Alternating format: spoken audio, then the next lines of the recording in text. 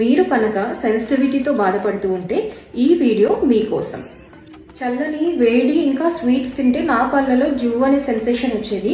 నేను dentist consult అయితే ఆయన సెన్సిటివిటీ టూత్ పేస్ట్ రికమెండ్ చేశారు. ఇది పని చేస్తుంది. ఈ యాడ్ మనందరము చాలా సార్లు చూసే ఉంటాము, మనందరికీ నోటెడ్ కదండి.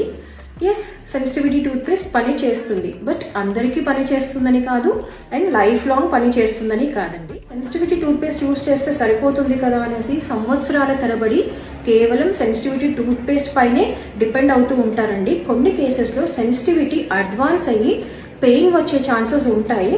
పెయిన్ వచ్చిందంటే advance treatments like root canal treatment, caps, ఇంకొన్ని రేర్ కేసెస్లో పన్నుని తీసేయాల్సి కూడా రావచ్చండి.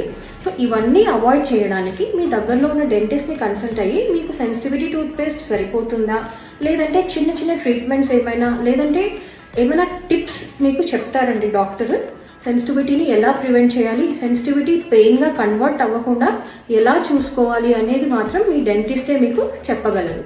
సెన్సిటివిటీ అనేది ఎందుకు వస్తుంది అని తెలుసుకోవాలి అంటే నెక్స్ట్ వీడియో చూడండి. Stay tuned.